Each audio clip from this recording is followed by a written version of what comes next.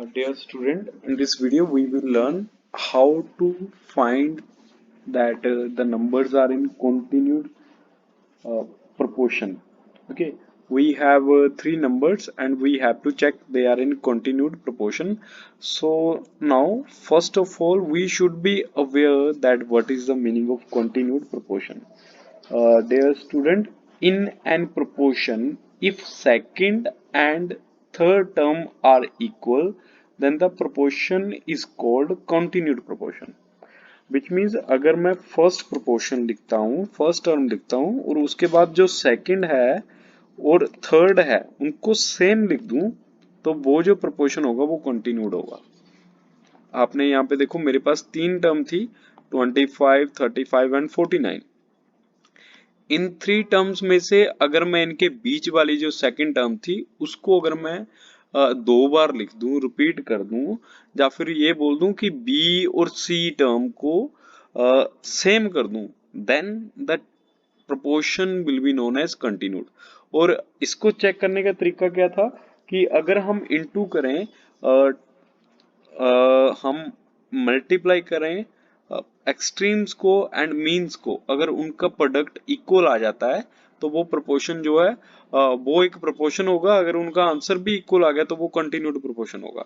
Okay, so हम क्या करेंगे, यहाँ पे हम लिखेंगे product of extremes will be equal to product of means.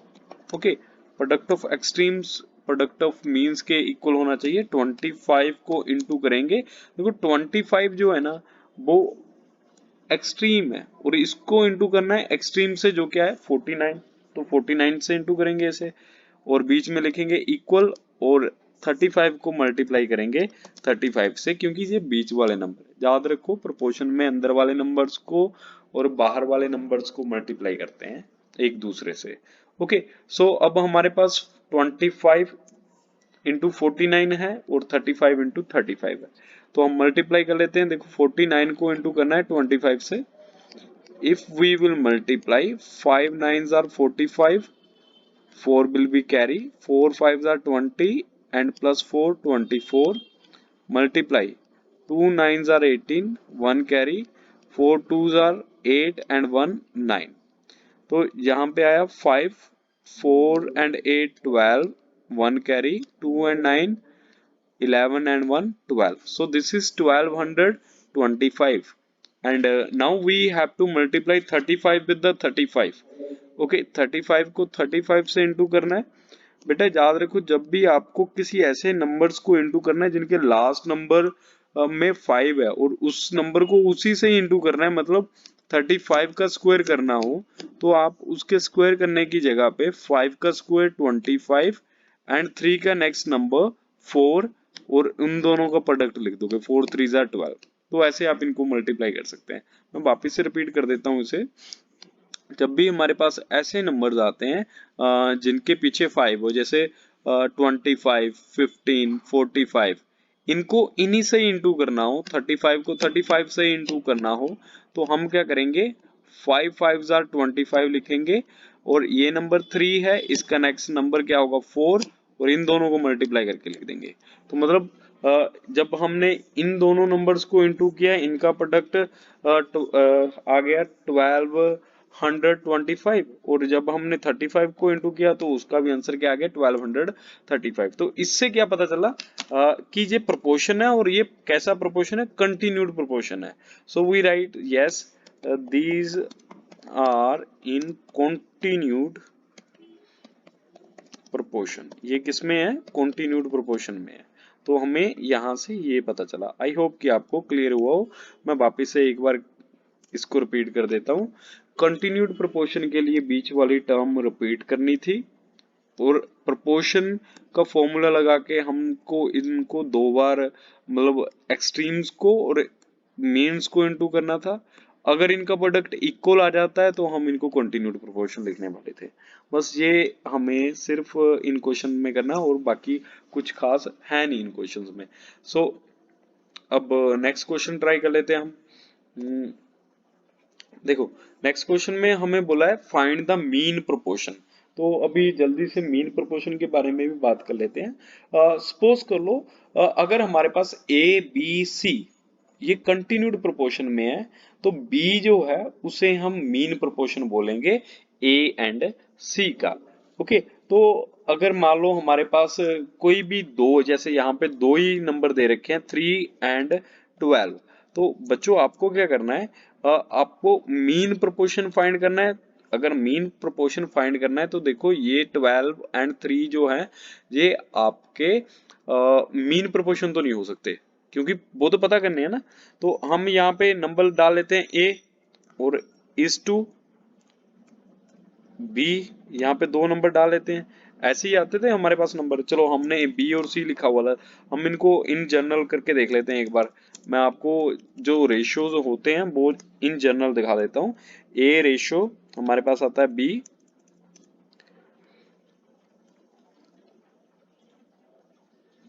A ratio B as to C ratio D. Okay, तो ये हमारी जनरल फॉर्म थी। इस जनरल फॉर्म में हमारे पास मीन नहीं है। मीन नहीं है मतलब कि बीच वाले नंबर नहीं है। ओके, बीच वाले नंबर नहीं है मतलब ए की जगह पे हम 3 फिल करेंगे तो आएगा रेशो। यहाँ पे हम नहीं कुछ भी फिल कर रहे हैं, फिर अगेन एज, फिर आएगा ब्लैंक, और फिर हम लगाएंगे रेशो और उसकी जगह पे हम क्या फिल कर देंगे, जो हमारा नेक्स्ट नंबर दे रखा है 12। अब देखो इन ब्लैंक्स की जगह पे हमें बी और सी जो है वो फिल करने हैं, जो दोनों बीच के नंबर है। आप बेटा ध्यान रखना मीन प्रोपोर्शन जो होते हैं वो भी कंटिन्यू होते हैं। अगर वो कंटिन्यू है तो मतलब कि बीच वाला नंबर जो है वो सेम होगा। मतलब या तो वो दोनों को बी लिख सकते हैं हम, या दोनों को सी लिख सकते हैं। तो हम क्या करेंगे, यहाँ पे दोनों को ही बी लिख लेते हैं, यहाँ पे भी बी और यहाँ पे भी बी। तो ठीक है, अगर बी लिख लेते हैं तो फिर वही formula, product of extreme is equal to product of mean. Extreme and mean का प्रोडक्ट फाइंड कर लेते हैं, प्रोपोर्शन है ना ये तो वो फाइंड कर लेते हैं। तो अगर ऐसा है तो 3 को किससे इंटू किया जाएगा, 12 से। तो 3 multiply by 12 equal to B multiply by B. और देखो 3 को 12 से इंटू करना मतलब 36 equal to B into B, तो इसे हम बोलेंगे बी स्क्वायर। ये आएगा बी का स्क्वायर। ओके, बी का स्क्वायर। बेटा आप इस चीज का ध्यान रखना, जब भी हम मैथ्स में इनटू करते हैं सेम नंबर को, ओके, पहले तो प्लस करने की बात कर लेते हैं। जैसे 3 + 3 सेम नंबर को प्लस कर रहे हो तो वहां पे हम क्या करते हैं, उस नंबर को लिखते हैं और उसके आगे जितनी बार वो नंबर आया है प्लस में उतना नंबर लगा देते हैं। ये 2 बार आया 3 तो यहाँ पे 2 लगा दिया। ये तब कर रहे थे जब हम नंबर को, सेम नंबर को प्लस कर रहे हैं। अगर हम सेम नंबर को मल्टीप्लाई करें मैथ्स में तो हम उनको से नंबर को एक बार लिख के जितनी बार वो आ रहा है उतनी उसके ऊपर पावर डाल देते हैं, छोटा सा नंबर उसके ऊपर लिख देते हैं। ठीक है, ऐसे ही अगर वो 2 हो तो उसे बोलते हैं स्क्वायर, अगर 3 हो तो उसे बोलते हैं क्यूब, और ऐसे ही आगे भी नंबर बोलते जाते हैं। ओके, तो ये जो है हमारा 36 इक्वल टू बी स्क्वायर बन चुका है अभी। अब बी स्क्वायर का रूट निकालना है। देखो अगर मैं बोलूं कि ये जो स्क्वायर है इसकी वैल्यू क्या होगी, 3 स्क्वायर मतलब क्या है, इसका मतलब है 3 × 3। 3 × 3 कितना होता है, 9। तो हमारे पास अगर नंबर दे रखा हो 9 तो उसका जो स्क्वायर रूट होगा उसे क्या बोलेंगे, 3। और अगर उसका स्क्वायर करना हो तो वो कितना होगा, 9। अगर हम बात करें खाली 3 की तो 3 का स्क्वायर कितना होगा बच्चों, 9 होगा। और 9 का स्क्वायर रूट जो होगा वो कितना होगा, वो होगा 3। ओके, उल्टे पुल्टे होते हैं। हमें सिर्फ ये निकालना है कि ये कौन से नंबर को इंटू करने पे आता है। जैसे हमने टेबल्स तो हम सभी ने सीखे हैं, आपने बहुत अच्छे से टेबल किए होंगे। जैसे हमें पता है 2 2s are 4, ये वो वाले नंबर है। 3 3s are 9, 4 4s are 16, और इन्हीं को ही हम क्या बोलते हैं, स्क्वायर बोल देते हैं। 5 5s are 25, 6 6 are 36। ओके, अब देखो हमारे पास नंबर क्या है, 36। तो ये जो स्क्वायर है ना इधर, वेरिएबल के ऊपर हमें सिर्फ b की वैल्यू निकालनी है, अकेले b की। तो हम क्या करेंगे यहाँ पे इस b के ऊपर जो स्क्वायर है इसको दूसरी ओर भेज देंगे, तो ये आएगा under root 36।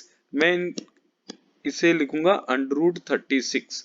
Okay, square root भी बोलते हैं हम इसे, अंडर रूट भी बोलते हैं। अब 36 के ऊपर देखो रूट डाल दिया, इसका मतलब ये है कि हमें ये पता करना है कि ये 36 किसका स्क्वायर है। ये किसका स्क्वायर था? 6 का। तो अगर स्क्वायर बताना है तो यहाँ पे हम क्या लिख देंगे 6, और यहाँ पे आ जाएगा b। ठीक है, जो हमारा वैल्यू था, मीन था, वो क्या हो जाएगा 6 हो जाएगा, ये इसकी वैल्यू होगी। ऐसे हम इसे फाइंड करेंगे। ओके, इनको ऐसे सॉल्व किया जाता है क्वेश्चंस को। इसके बाद हम एक और क्वेश्चन कर लेते हैं जिसमें हम मीन प्रोपोर्शनल फाइंड करेंगे इनके बीच का। Okay, let's try one more question. Question में है find the mean proportional between 48 and 75। मैं वापिस से पूरा एक्सप्लेन करूंगा ताकि आपको अच्छे से समझ आ जाए।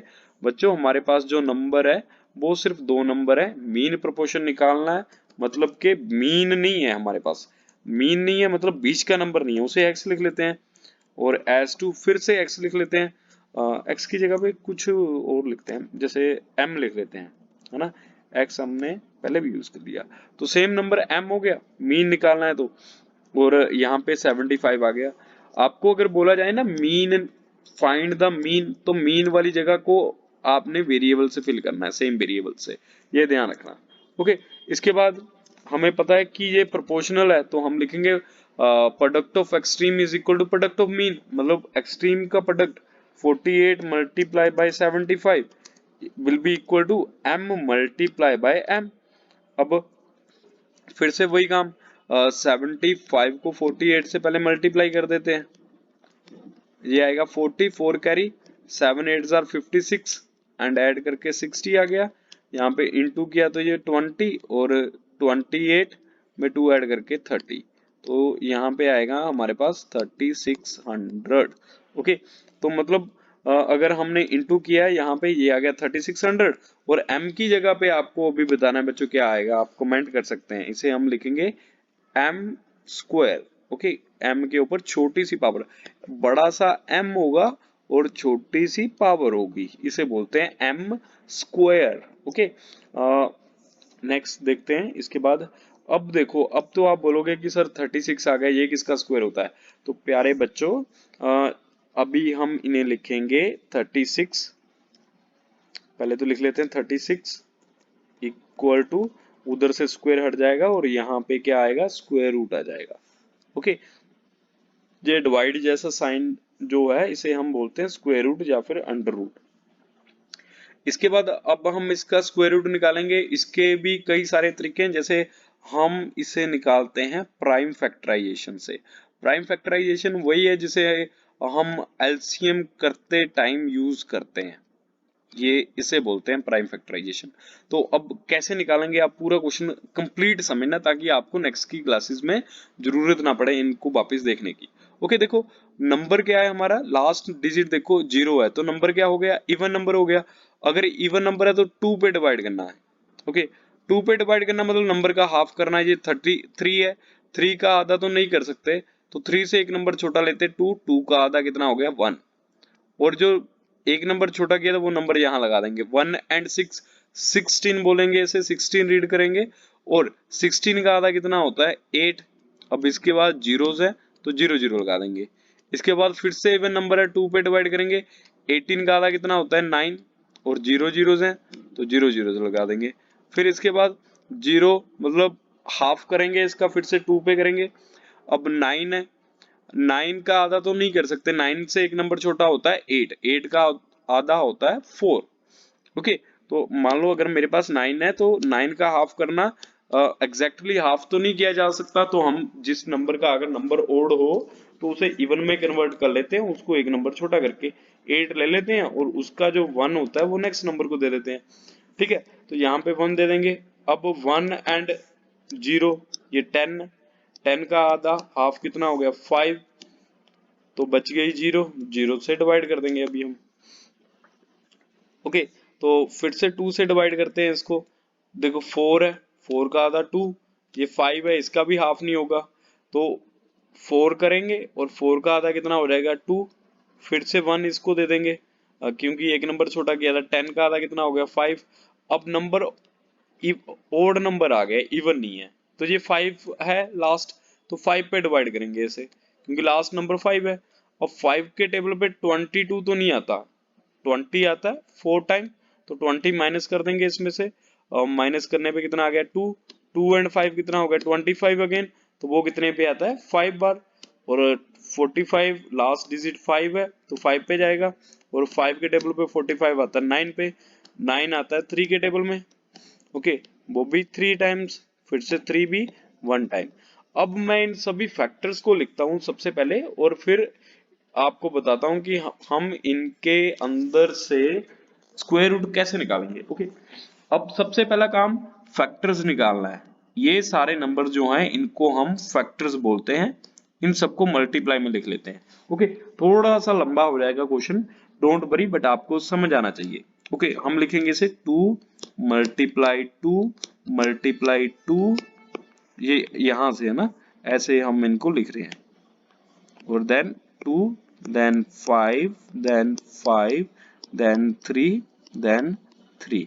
ओके, तो बेटा अब देखो हमारे पास क्या था, अंडर रूट था, ये 3600 की जगह पे हम अंडर रूट एक छतरी सी लगा देंगे, और देखो छतरी के अंदर से ना सिर्फ वही बच्चे वही नंबर निकल के बाहर जा सकते हैं जो डबल होंगे, जैसे ये 2 एंड 2, और जब ये बाहर जाएंगे तो इन दोनों में से कोई एक ही को बाहर जाने देंगे।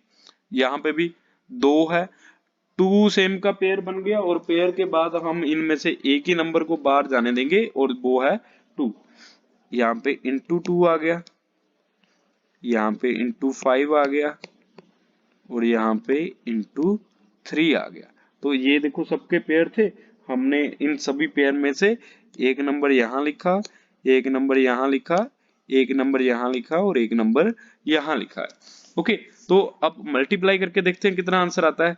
देखो 2 2 जार 4, 4 5 जार 20, 20 इंटू 3 इज इक्वल टू 60। मतलब अगर हम इनको सोल्व करते हैं तो आंसर कितना आएगा 60। बच्चों अगर आपको नहीं समझ आया हो तो आप वीडियो को रिपीट पे देख सकते हैं, इसका कोई एक्स्ट्रा चार्जेस नहीं है। ओके, तो आप पीछे कर लो, घुमा लो गाड़ी, और फिर देख के वापिस आ जाना। ओके, आपको अगर कोई प्रॉब्लम हो you can ask in the comment. So now after this we will move to the next question. Let's see the next question. Question देख लेते हैं फटाफट से।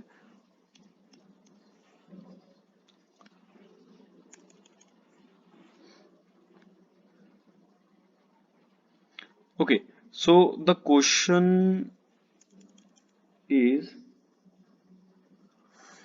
the ratio of the length of school playground to its width is 5:3। Okay, जो ratio है length की width के साथ वो है 5:3। If the width of the ground is 66 meter find the length of the ground. तो हमें क्या फाइंड करना है, लेंथ फाइंड करना है। तो हम सबसे पहले इनको अरेंज कर लेते हैं। अरेंज करने के लिए हम एक और तो लेंथ लिखते हैं, रेशो लिख लेते हैं पहले।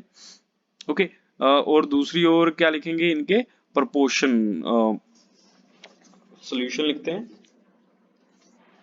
सॉल्यूशन में हम यहाँ पे लिखेंगे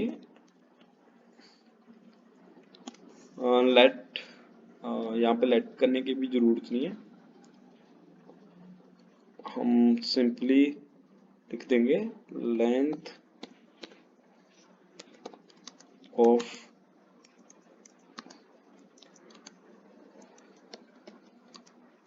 the ground is equal to, length निकालना है तो हम आगे लिखेंगे लेंथ, ठीक है, और पीछे लिखेंगे ब्रेड्थ। लेंथ और पीछे क्या लिखेंगे, ब्रेड्थ। देखो ये तो है उनकी रेशो, और यहाँ पे हम लिखेंगे उनकी एग्जैक्ट वैल्यू कि लेंथ है कितना और ब्रेड्थ है कितना। तो देखो लेंथ और ब्रेड्थ ये इनकी रेशो इनकी एक्चुअल लेंथ के इक्वल होगी, तो हम क्या करेंगे यहाँ पे नीचे इनकी वैल्यू पुट कर देंगे। ये क्या है 5:3। अब देखो आगे लेंथ नहीं दे रखा है, तो हम क्या लिखेंगे यहाँ पे इज टू एक्स, उसको मान लेते हैं, लेंथ को लेंथ ही रहने देते हैं, लेंथ लिख लेते हैं यहाँ पे लेंथ एंड रेशियो देन 66। देखो मैंने यहाँ पे L क्यों लिखा बेटा, L का रीजन ये है कि मुझे बिड्थ तो दे दिया था कि if the width of the ground is 66। Okay ये बिड्थ दे दिया है, ये तो रेशियो दिया पहले, तो यहाँ पे लेंथ लेंथ था 5, पीछे ब्रेड्थ था 3। ओके अब फिर से इन्होंने बोला कि बिड्थ जो है वो कितनी है 66, तो बिड्थ हमें दे दी 66 बट लेंथ नहीं दी है। ओके तो लेंथ को पता करना है हमें, तो उसके लिए हम लेंथ को एल ही लिख देंगे और फिर हम सिंपली प्रोपोर्शन के वे से इसको सोल्व कर देंगे। यहाँ पे लिखेंगे product of means is equal to product of extremes, और इसके बाद हम इनका जो है प्रोडक्ट फाइंड कर देंगे। ओके तो देखते हैं आगे क्या आता है। हम इनको इंटू करेंगे 5 और 66 को, और यहाँ पे लिख देंगे 5 multiply 66 equal to 3 multiply by L, L यहाँ पे। और इसके बाद देखो मैंने आपको पहले भी बताया था, अगर एक वेरिएबल हो, एक की वैल्यू फाइंड करनी हो, तो उसे अकेला कर दिया करो। ओके और उसके साथ वाला जो नंबर है उसको दूसरों के नीचे, दूसरे जो टर्म्स थे दूसरी साइड उनके नीचे लिख दो आप। ओके तो यहाँ पे हमारा क्या आएगा 5 मल्टीप्लाई 66 इक्वल टू एल बच जाएगा यहाँ पे, और यहाँ पे नीचे क्या आ जाएगा 3, तो नीचे 3 लिख लेते हैं। इसके बाद 3 2 जार 6, 3 2 जार 6, मतलब इनको कट करके कितना आ गया 22, तो एल की वैल्यू क्या आ गई, नीचे लिखते हैं एल की वैल्यू आ गई 22 मल्टीप्लाई बाय 5 एंड ये होगी एल की वैल्यू, और एल होगा अब हमारा 110, ये हो गया 110। आप मल्टीप्लाई करके इसकी वैल्यू फाइंड कर सकते हैं। ओके तो ये हुआ आंसर इस क्वेश्चन का। नेक्स्ट देखते हैं अब हम, अगर आपको डाउट है then you can ask now.